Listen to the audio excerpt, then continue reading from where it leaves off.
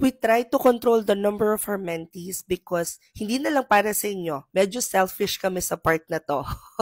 Because, okay, let's start first with the fact that all of our mentors are actually freelancers. So, yung tinuturo namin sa inyo, ginagawa talaga namin siya as freelancers.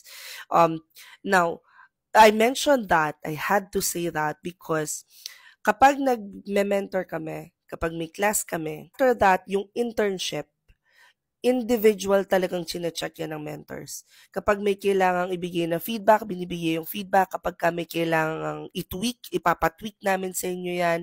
Kapag may kailangang baguhin, ipapabago namin. Kapag merong maganda naman yung work, pero may konti pang improvement, alam namin meron pa kaming makukuhang improvement from your output, ipapabago pa namin yon. That's just how we work. And na-mention ko na lahat ng mentors natin ay freelancers din because imagine ilan kayo na students. Let's say for example in a class 20 kayo na mentees.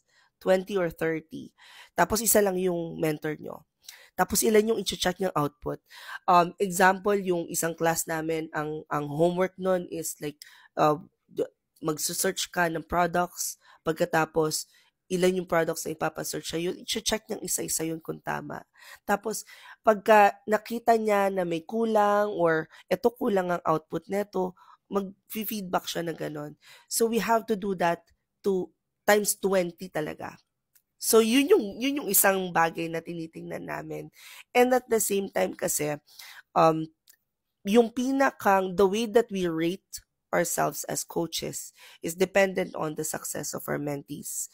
And kung 100 plus kayo na estudyante sa isang klase, pagkatapos, hindi namin na-check yung work ninyo, basta na lang namin yung binigyan na certificate, tapos nakita nung in-applyan ninyo na, ito pala galing dito sa mentorship na to, bakit wala pa rin siyang alam? Alam mo yun, yung success namin is, yung produkto namin ng mga mentee is quality talaga.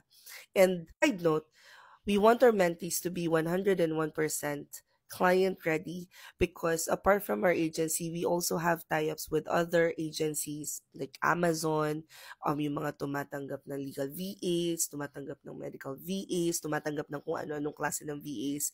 Yung partnership namin with those VA agencies, nakakakuha sila ng mentee sa amin and they trust yung mentorship program namin na nagpo-produce ng maayos na virtual assistants.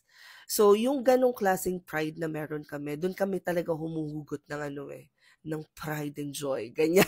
Mga ganon na katuwaan namin sa mga mentors. I think it's one of the things that makes us different is that we're not just here for the money.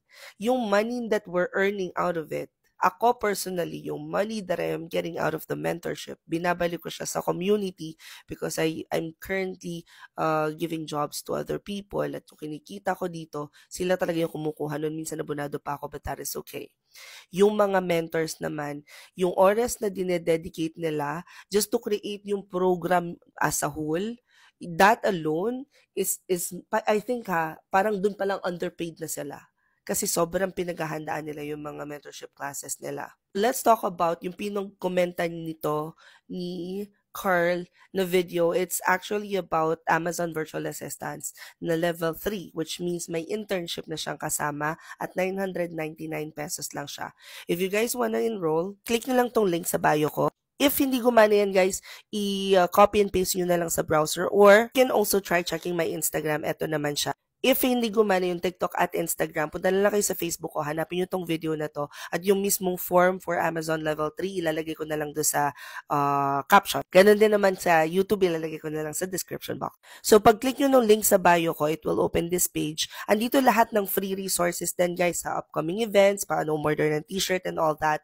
But we are looking for open classes. Tapos, i-click nyo Amazon, nasa na yun?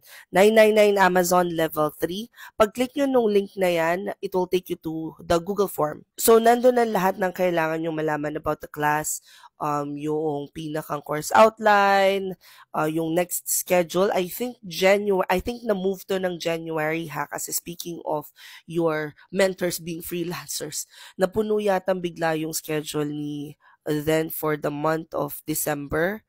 Kasi ang hirap mag-schedule ng December holiday kasi. So, na-move na to January class. I think first or second week to. First weekend yata. Basta i-check nyo na lang yung schedule kasi alam ko lahat ng classes namin for January ay nasa first at second week lang ng January because team building kami ng third week. And doon din mangyayari yung freelancing plus content creation workshop sa Cebu. Anyway, I hope this answered your question. Hope this helps. Comment any questions you guys have about working from home. Follow for more work from home chismis. Bye!